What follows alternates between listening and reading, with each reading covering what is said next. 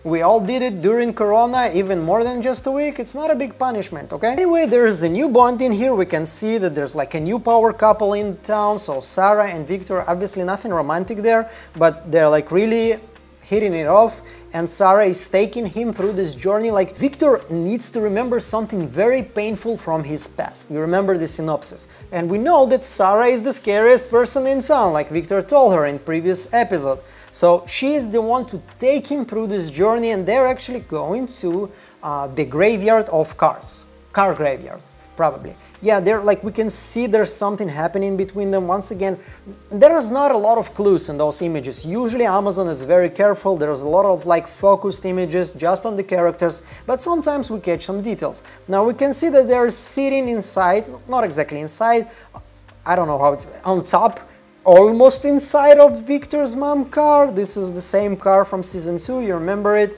Like, this is the one that he showed to Jade, that this is their car. So they're sitting, like Sarah is thinking about something, maybe she's thinking about her own family, I don't know exactly. This is not the most interesting scene, obviously, to analyze from those images, but I hope this scene is going to be interesting in the episode itself. Like, we have a little bit more information about Victor's story in episode 4. I hope to get some small crumbs in the next episode too. And I hope it's not going to be just retelling of the same story he already told to Tabitha and Jade in season 2.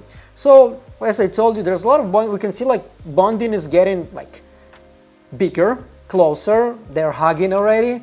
There's a connection. It's not like just you're a scary person and I'm not afraid when I'm next to you. So there's like a lot of heartwarming moments here. Anyway, when we move forward, there's gonna be a busted scene. Not a Ghostbuster, but maybe it is a Ghostbusters. You know, we have the kimono lady. Anyway, Fatima here is looking for some rotten food.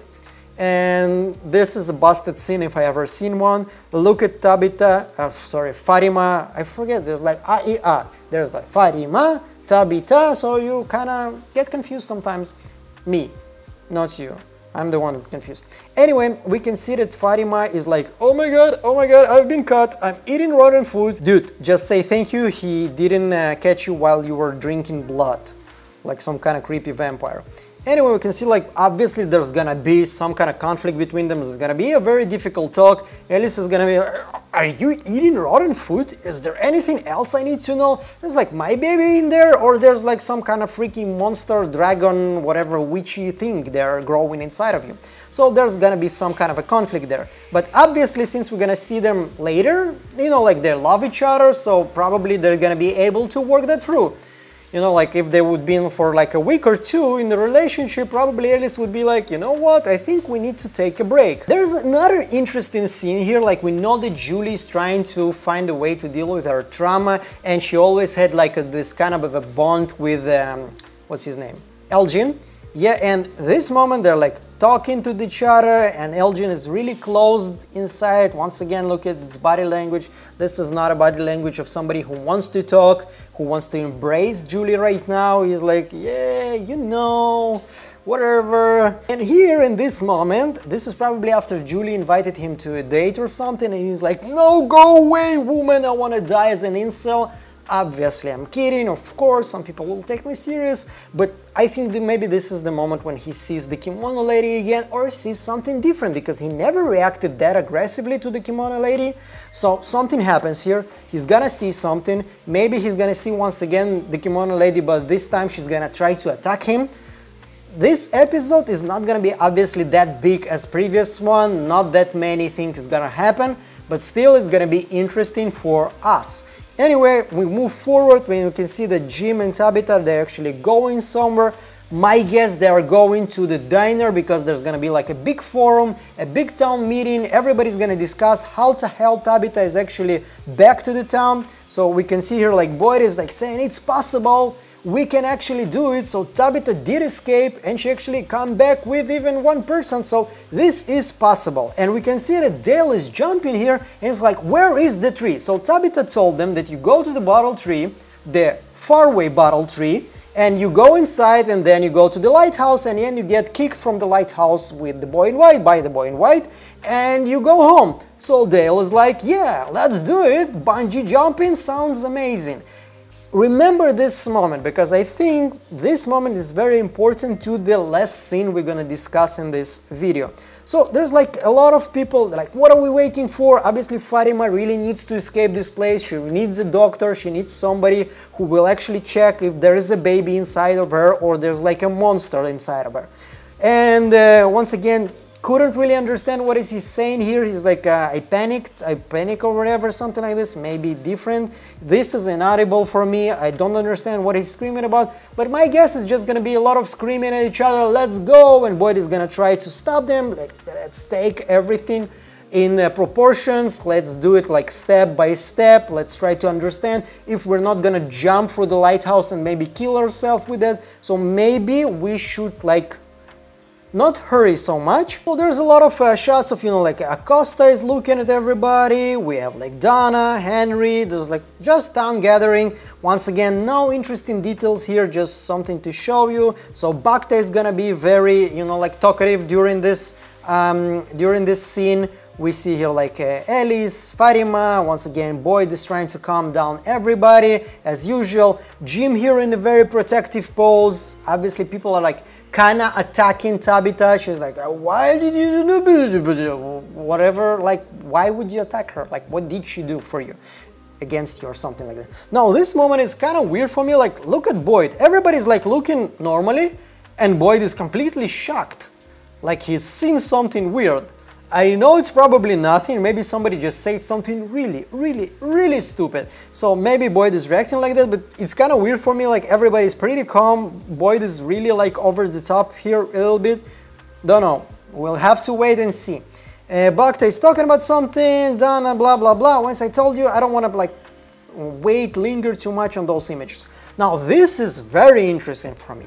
This is very interesting for me because I think that after the gathering, or even, you know, like even later in the episode, I probably should have put it later here in my analysis, but there is some kind of a new bonding between Ethan and Henry. Now look please where Henry is looking at. Okay, this is Mrs. Liu house, this is the barn, this is the postal office. Okay, so when we look at map, so this is the barn, this is Mrs. Liu house, so the post office is on his left, and Mrs. Liu house is behind his back. So he is looking at the pool. What do we have at the pool? On the top of it, we have the star magic sign. You know, the one that was missing, obviously, that one was really there when Victor has his flashbacks. We can actually see the star magic sign, and now it's not there. So, like, look at this. This is the huddle, this is the vacancy, the pool, this is the pool, obviously, and the empty star magic sign. So why does he look at that like that? Maybe he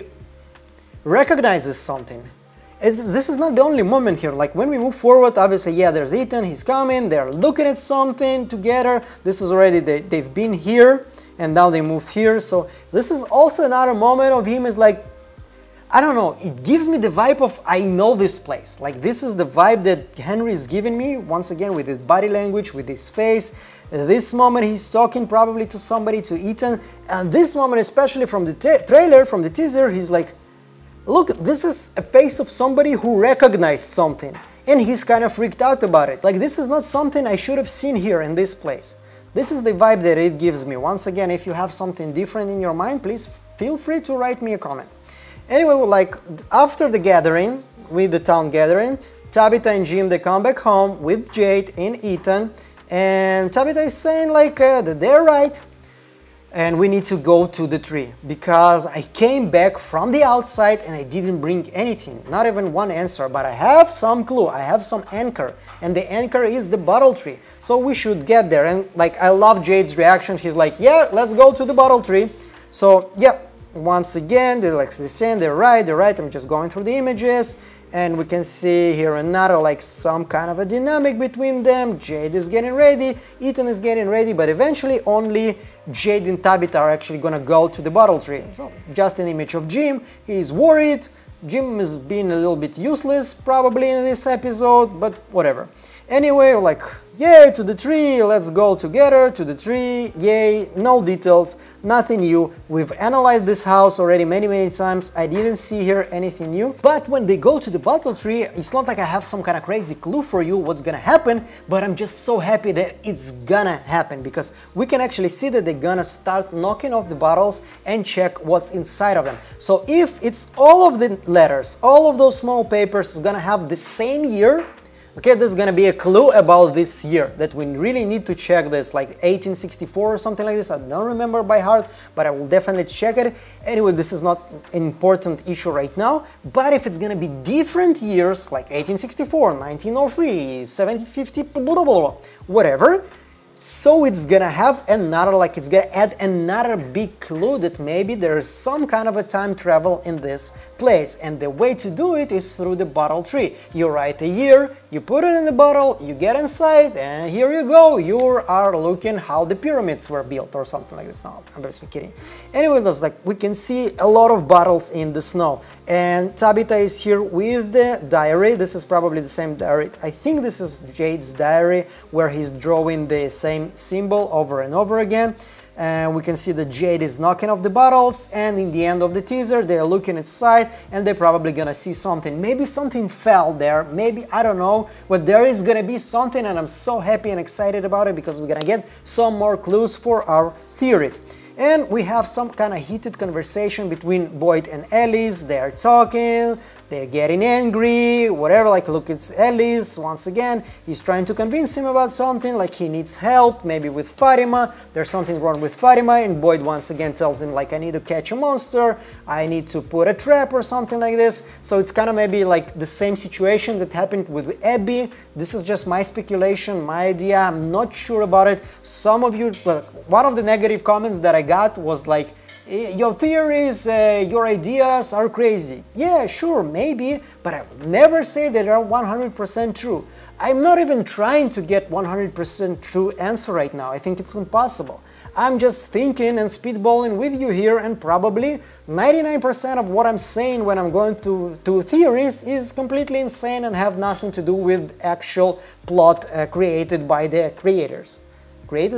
Sorry. Anyway, so yeah, there's like arguing, some explanation. As I told you, maybe this is the same situation like Boyd, Abby, and Ellis had in the beginning, like when Ellis was asking for Boyd's help and Boyd was too busy with building this town. So this actually brought to, you know, like him being stranded during the night in the forest, and Abby thinking that he's dead, and she started shooting everybody because she lost a couple of screws in her mind. Anyway, like Alice is pretty upset after this conversation. We can see this is not a face of somebody who's happy with the outcome of this conversation.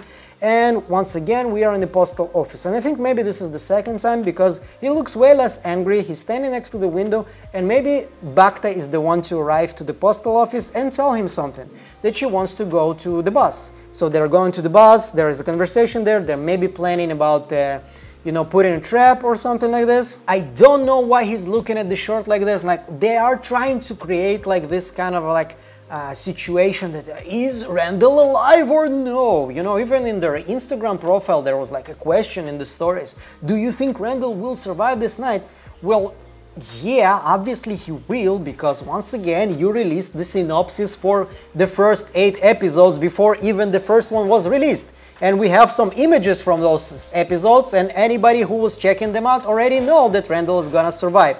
So probably Randall is laying somewhere and being treated by Christy and Marielle, and maybe, no, the 2 medics are dead. Anyway, so yeah, there's conversation between Bacta and Boyd, something's gonna happen between them, and when they get out of the bus, okay, they hear something, and we can see that Boyd is running with everybody. It's probably some kind of a scream, some kind of a noise. I'm like, what else can it be? Not a hologram. So they heard something, okay? This is the logical explanation here. Everybody heard some kind of a big, very big noise if they were able to hear it from every part of this town. So they are running, like this is the same shot, not the same exactly, but this is what happening in the trailer, and they are all looking like the Boyd and Santa and everybody else, but Bacta is not here yet.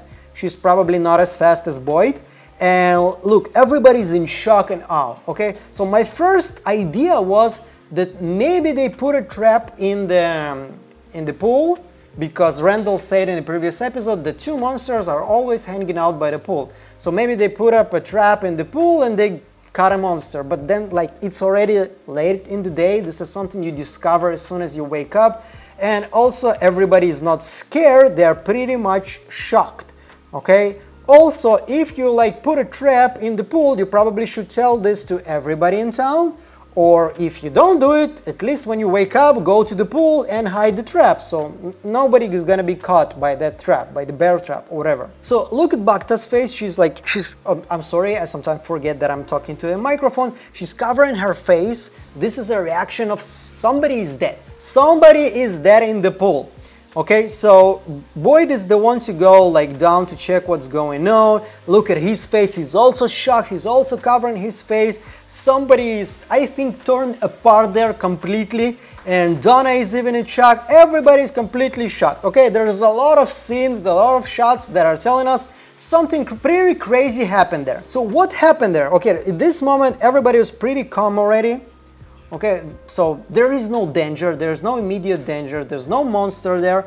They're pretty calm, but they're very, very focused and distressed. Look at Boyd, the same moment, just different angle. Once again, he's looking at something, and this is them. What I think has happened is, you remember I told you to not to forget the words that Dale said, where is the tree? So, I think Dale actually went to the tree. He went to the faraway tree. He wanted to escape this place, even though like Boyd told everybody you should stay put, but Dale is not a person that usually listens to commands.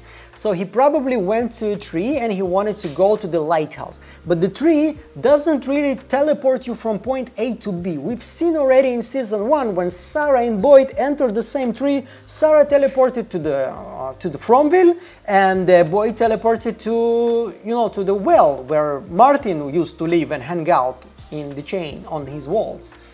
What am I talking about? Anyway, so it doesn't really matter like you have to go inside a faraway tree. What matters is who enters the tree. So probably somebody who is like Dale was not really a good person, okay? He's not a very bad person, but he's kind of a douche, you know, like it's not like he doesn't really deserve to die for that, but you know, nobody's gonna cry too much about him, especially us viewers, you know, like this is obvious. But I think he got inside of the faraway tree, and faraway tree split him in half in the pool. This is what's gonna happen, and they're like seeing half of Dale there or something like this, because we remember what Victor used to say, like you can basically get inside a faraway tree and find yourself in the middle of the mountain, and not in a good part of the mountain, just inside of the stone, so you're gonna be dead. So I think this is what's gonna happen. Once again, I'm not sure, I'm not saying that this is what's gonna happen. I know that we are in this community kind of used by to the situation where creators are actually telling you 100% proof, 1 million proof that Tabitha is basically, you know, Victor's neighbor and she knows his dog or something like this. I never say this. I'm not saying I'm better than anybody, okay? This is not something I want to say and I will ever say. I'm just saying I have a different approach. I'm spitballing here. This is an idea. Maybe I'm right, maybe I'm wrong.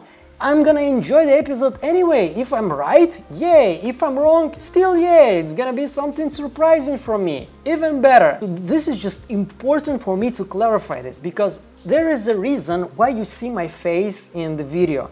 And it's not just, you know, images from, you know, from. Because I want to be able to create connection with you. This is why I'm talking about community. This is why I want to talk to you guys. This is why I'm reading all of your comments. Because I want to be able to be somebody, be like a people, be like a person for you. Somebody who you can relate to, or maybe you can dislike me, whatever. Like if you dislike me, if you don't like who am I, it's also okay. Not everybody has to like me, but it's important for me that this channel is gonna be me, my ideas, something I'm a fan about, something I'm going crazy about, and not just informational channel about, you know, some TV shows. So yeah, you can like take it or leave it. This is the deal. You don't have to like, you don't have to subscribe, you don't have to comment, but if you do, I will appreciate it so much. And if you are, welcome to the family, because this is a small family for me. This is a big community for me. This is something that I'm putting my heart and soul into. And if you're enjoying this, I'm super happy to hear that. Yeah. It was a little bit longer, but I kind of feel a little bit more confident with my English, so I kind of allow myself to, you know, wing it a little bit. So thank you so much for listening, and I'm gonna do something new here also. I know that it's very popular in United States or any English-speaking areas. The Discord servers are way more popular, and I'm gonna do one I have already with Patreons. But right now I want to be able to like have some kind of a connection with you through Telegram. This is way more convenient for me. I know exactly how to work it. I know it's not that popular, but if you do have a Telegram app, there's gonna be a link to my channel where there's gonna be some like updates, news, like when is the new video is gonna be released, what am I working on, some kind of updates that I'm probably gonna do daily for you. If this is interesting, let's make a test. If there's gonna be people that subscribe, I'm gonna probably put a lot of effort in it. If you're not gonna subscribe to this channel, I'm just gonna get this as a vote that you don't really like Telegram and I need to pull myself together and do some Discord channel. So whatever you will decide is what's gonna happen. Thank you so much for listening until this moment, and I see you on the next one. Bye!